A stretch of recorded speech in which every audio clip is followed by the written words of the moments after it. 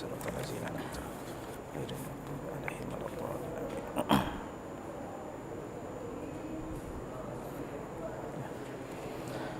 A'udzu billahi minasyaitonir rajim.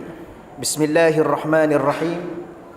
Assalamualaikum warahmatullahi taala wabarakatuh. Alhamdulillahi rabbil alamin wal 'aqibatu lil muttaqin wala 'udwana illa 'alal zalimin. Asyhadu an la ilaha illallah wahdahu la syarika lah wa asyhadu anna sayyidana Muhammadan 'abduhu wa rasuluh. Allahumma shalli wa sallim wa barik ala sayyidina Muhammad wa ala alihi wa sahbihi wa man tabi'ahum bi ihsanin ila yaumiddin. Allahumma syrah lana sudurana wa hassin akhlaqana wa yassir lana umurana. Allahumma rzuqna al-fahma wal 'ilma wal hikmata wal 'aqla bi rahmatika ya arhamar rahimin. Walhamdulillahi rabbil alamin. Amma ba'd. Yang pertama yang saya hormati dan saya muliakan pengerusi surau, tuan-tuan imam, tuan-tuan guru, para ustaz. Yang saya hormati dan saya muliakan seluruh ahli jawatan kuasa surau. Dan seterusnya yang saya hormati dan saya muliakan tuan-tuan dan puan-puan yang dirahmati Allah Subhanahu wa taala sekalian. Alhamdulillah, kita sama-sama bersyukur kepada Allah Subhanahu wa taala di atas kesempatan masa, umur, kesihatan dan segala nikmat yang Allah berikan kepada kita kepada malam ini dan sebelum daripada ini. Dan malam ninya secara khususnya tuan-tuan, Allah masih lagi memberi taufik dan hidayah kepada kita. Dengan sebab taufik dan hidayah Allah ini, kita dapat sama-sama hadir ke rumah Allah, ya, beribadah kepada Allah. Moga-moga ibadah yang saya lakukan, tuan-tuan dan puan-puan lakukan, diterima oleh Allah, diberi ganjaran oleh Allah, dan seterusnya menjadi suatu bekalan dalam pertemuan kita dengan Allah di akhirat nanti, insya-Allah. Bila tuan-tuan yang dirahmati Allah sekalian, malam ninya walaupun saya yakin tuan-tuan dah adakan ceramah hijrah ataupun forum hijrah, cuma saya nak sentuh sedikit dari satu sudut yang disebut oleh seorang ulama daripada Mesir, Syekh Abdul Munsif Mahmud Abdul Fattah. Ya, Syekh Abdul Munsif Mahmud Abdul Fattah. Ya, beliau menulis dalam satu tajuk berkaitan dengan hijrah dari sudut menghuraikan kepada kita hijrah yang berlaku kepada para sahabat dan berlaku kepada baginda Rasulullah sallallahu alaihi wasallam. Adakah satu persoalan tuan-tuan ya? Adakah sama hijrah yang dilakukan oleh baginda Rasulullah SAW daripada Mekah ke Madinah dengan hijrah para sahabat daripada Mekah ke Madinah? Maka di sana dia bawa kepada kita beberapa pendapat, beberapa contoh keadaan, maksud dan tujuan. Bagaimana Rasulullah berhijrah dan bagaimana sahabat berhijrah, dan kenapa Rasulullah berhijrah dan kenapa sahabat berhijrah. Dan akhirnya dia membawa satu persoalan ataupun satu tujuan kepada kita, satu matlamat kepada kita agar kita memahami bila waktunya kita hendak berhijrah.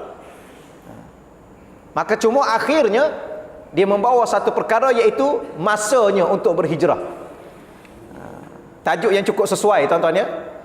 Masanya untuk berhijrah. Dan tajuk ini merupakan satu tajuk yang cukup syar'i. Kalau merujuk kepada ayat Al-Quran, dan cukup sesuai kalau merujuk kepada suasana semasa yang ada pada hari ini. Okey tuan-tuan ya. Dari sudut secara syar'inya, dalam satu soalan yang Allah tujukan kepada kita dalam surah Al-Hadid, ya, ayat 16, ya, surah Al-Hadid ayat 16, di mana Allah Subhanahu wa taala berfirman, a'udzubillahi minasyaitonir rajim, alam ya'ni lil ladzina amanu an takhsha'a qulubuhum li dzikrillah wa ma nazala minal haqq wa la yakunu kal ladzina utul kitab min qabl fatala alaihimul amadu faqasat qulubuhum wa katsirum minhum fasiqun. Surah Al-Hadid ayat 16. Ya, saya terjemah satu persatu mengikut kalimahnya tuan-tuan. Ayat ini dalam bentuk satu soalan. Alam, bilakah lagi? Ataupun belumkah lagi tiba masanya? Lillazina amanu, bagi orang-orang yang mereka mengaku beriman kepada Allah. Bila lagi masanya? antakhsha'a qulubuhum, bahawa hati mereka tunduk dengan mengingati Allah Subhanahu wa taala. Antakhsha'a, hati mereka khusyuk. Setengah ulama menterjemah hati mereka ni tunduk li zikrillah, dengan mengingati Allah Subhanahu wa taala. Maknanya bila lagi masanya hati saya dengan hati tuan-tuan, hidup ini, hati ini, jiwa ini kembali kepada Allah, kembali ingat kepada Allah, kembali tunduk kepada Allah, kembali patuh kepada Allah. Ataupun masih lagi hati-hati kita ni hati-hati yang keras, hati-hati yang degil, ataupun hati-hati yang sudah lama mati. Cuma tuan punya hati tu tunggu masa nak mati, tak betul? Boleh ke cakap gitu? Tuan-tuan, memanglah saya dengan tuan, saya pun dah banyak kali dah datang sini ya. Tak kata banyak sangat, tak adalah. Tapi sebelum ni saya pun dah tanya tuan-tuan. Ya, agak-agak saya dengan tuan-tuan ni bila nak mati? Dah ada jawapan ya? Ke dah lupa dah? Bila-bila. Ya. Jadi saya dengan tuan-tuan ni, baik. Satu soalan lagi yang saya tanya tuan-tuan ni, tunggu apa ni? Tambah-tambah pada yang dah berumur, yang dah pencin, tak betul? Ayo kau boleh cakap gitu. Macam tuan-tuan yang dah berumur, yang dah pencin, rumah dah ada dah, isteri dah ada dah, anak dah ada dah, rumah pun dah habis bayar dah, kereta dah habis bayar dah, anak pun dah kahwin semua dah. Tunggu apa lagi? Cucu pun dah ada dah. Tunggu apa? Tunggu mati dah. Ke ada tunggu lagi nak kahwin seorang lagi, nak rumah sebuah lagi, nak beli kereta satu lagi, ke nak tambah cucu lagi? Cucu dah ramai dah ya. Tunggu apa lagi? Tapi sebenarnya tak kira saya, tak kira tuan-tuan, tak kira siapa saja yang dah kahwin ke yang belum kahwin, yang dah ada rumah ke belum ada rumah, semua tunggu mati. Cuma yang bimbang-bimbangnya tuan-tuan, sementara tunggu mati itu harap-harap kita hidup dan hati kita pun hidup. Jangan kita yang hidup, hati kita dah mati dah, tak ada rasa apa-apa. Tadi saya terkejut juga tadi, takut berlaku macam Kajang tadi. Shah Alam teruk tadi. Ada jalan-jalan depan, tambah-tambah depan apa? Depan Proton tadi. Dah sebahagiannya dah tutup dah jalan tu. Air dah dekat parah lutut dah tadi. Tak tahu dapat balik ke tidak malam ni. Tak begitu. Nampak tuan-tuan, ya Allah dah tunjuk, subhanallah. Kadang-kadang kita fikir Selangor ni tuan-tuan sekalian, yang kita antara negara maju lah Selangor ni tuan-tuan, ya. Negara maju pula, negeri yang maju di Malaysia ni.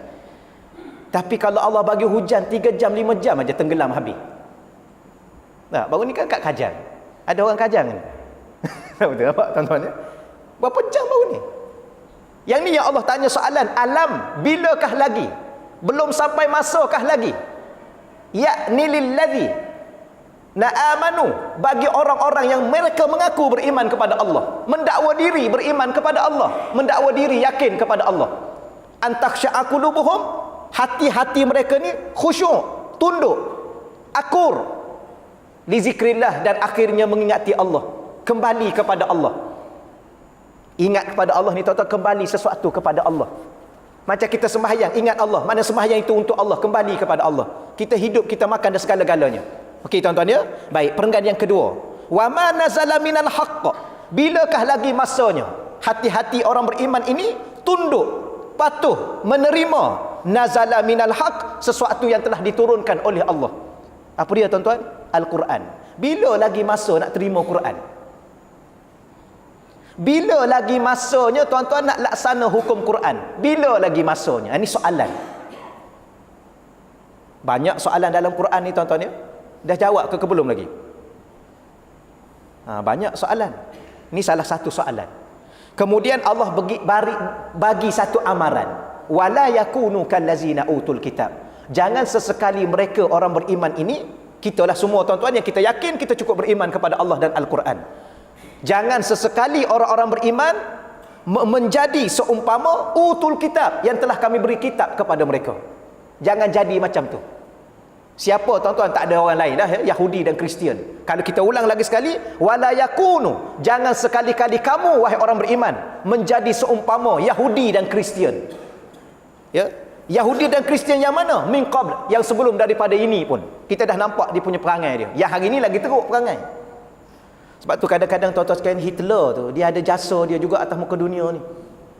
Tuan-tuan ya. Bagus juga Hitler, ke tak bagus? Kan Hitler dia bunuh beramai-ramai Yahudi. Tapi dia kata dia simpan sebahagian orang-orang Yahudi ni. Dia lepaskan. Kenapa?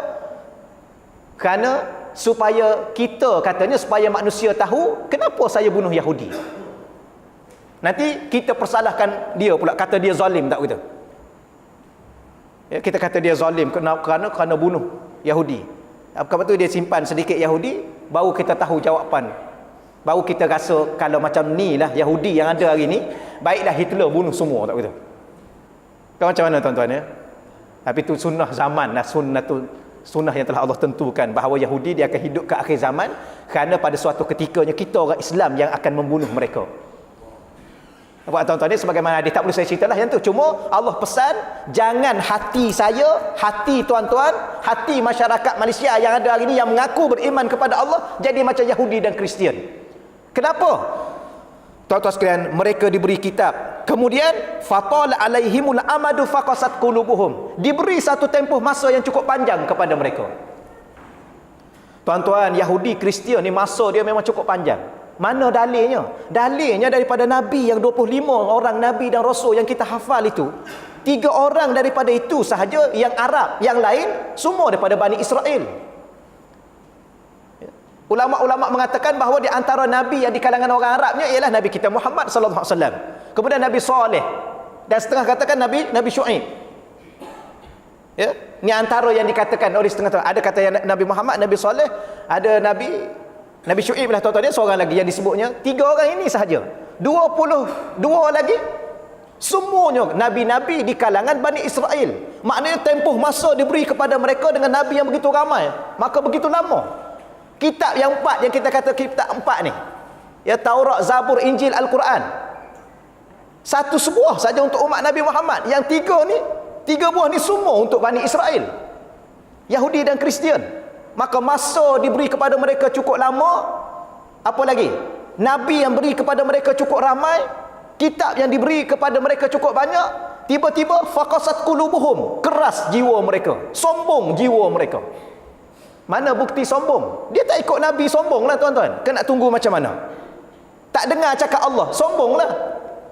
Macam cakap lah puan-puan dia. Ya, kadang-kadang kita bawa contoh. Orang perempuan yang tak mau tutup aurat. Ni orang perempuan apa ni namanya? Dah. Kau tak nak bagi nama. Seorang perempuan yang sombong. Seorang perempuan yang degil. Sombong dengan siapa? Degil dengan siapa? Degil dengan Allah. Tak nak dengar cakap Allah. Sebab tu kalau nak pilih menantu, ke tak sampai masa lagi pilih menantu. Ya? Jangan pilih yang tak pakai tudung. Ni wanita-wanita yang degil. Tapi kita kata ustaz dia muda lagi. Okeylah kita kata tak apalah dia orang muda lagi. Ni yang tua tu. Biarkanlah tuan-tuan, kadang-kadang rasuk kat tu. Yang umur 60 tu degil lagi. 60 ni 3 tahun lagi mati lah tuan-tuan ni. Kau lambat lagi. Tak apalah, biarkanlah tu. Kita nak bagi tahu gitu. Saya tuan-tuan selama mana tidak tunduk kepada Allah, kita dianggap manusia yang sombong dengan Allah, degil dengan Allah. Boleh tuan-tuan ya? Dan jangan jadi seumpama mereka. Akhir sekali hati mereka keras. Wa katsirun minhum fasikun. Dan ada di kalangan kasir, ramai di kalangan mereka, di kalangan Yahudi dan Kristian ini, fasikun adalah orang-orang yang fasik. Maka tuan-tuan, kesimpulan Syekh Abdul Munsif mengatakan kepada kita bahawa umat Islam antara umat yang diberi tempoh yang lama juga. Kita sekarang ni 1433 tahun, tahun baru dah. Dunia ni tak tahulah berapa lama lagi. Katanya tahun depan ya, katanya. Ni siapa kata, kita pun tak tahulah, tak betul.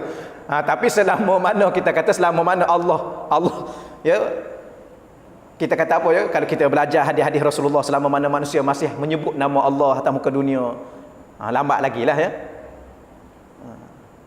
Walaupun tak mustahil bagi Allah. Okey tuan-tuan ni, tapi kita apalah, kita nak bagi tahunya, kita diberi tempoh yang lama, yang dah ribuan tahun dah Nabi meninggalkan Al-Quran kepada kita, meninggalkan sunnah kepada kita. Bila lagi masanya? Maka harap-harap tahun ni lah, ataupun awal tahun depan masanya. Okey, kena hurai juga. Tak adalah tuan-tuan ya. Tu saya baca ayat ni, surah Al-Hadid ayat 16. Nanti apa ustaz ni? Tak begitu. Baik tuan-tuan ya, maka daripada ayat ini dalam persoalan bila lagi masanya, maka inilah masanya untuk kita merubah diri kita sendiri, jiwa dan hati kita, jiwa dan hati keluarga kita dan masyarakat kita.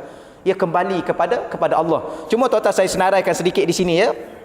Maka Syekh Abdul Munsif dia mengatakan kepada kita, apakah perbezaan yang boleh kita ikut, yang boleh kita guna pakai sebagai suatu panduan semasa Nabi berhijrah dan semasa sahabat Nabi berhijrah. Maka ringkas tuan-tuan, saya tak nak panjang sangat ya. Sebab kita bukan ceramah ni, sekadar tazkirah, kuliah maghrib. Kalau ceramah okey dah juga sampai pukul 10 tuan-tuan ya. Ke sampai pukul berapa? Tak betul ya. Ni kita akan kuliah maghrib. Saya bagi poin-poin yang boleh saya kongsi untuk diri saya dan tuan-tuan sebagai satu peringatan. Maka dia mengatakan bahawa kita ambil dulu watak sahabat Nabi. Ya. Dia kata dahulukan watak sahabat Nabi, bagaimana sahabat Nabi berhijrah dan bagaimana Nabi berhijrah dan kenapa Nabi berhijrah. Adakah sama? Maka tuan-tuan, yang pertama sekali dia mengatakan sahabat Nabi berhijrah atas dasar 3 sebab utama. Yang pertama sekali dia mengatakan firaran bidinihim, kerana membawa diri demi menyelamatkan agama yang ada dalam diri. Firaran bidinihim. Kenapa mereka berhijrah? Walaupun kita dah baca secara umumnya lillahi wa rasulih, kerana Allah dan Rasul. Yang ni biasalah tuan-tuan, yang selalu kita dah sebut. Ya, yang ni dah tuan-tuan dah biasa.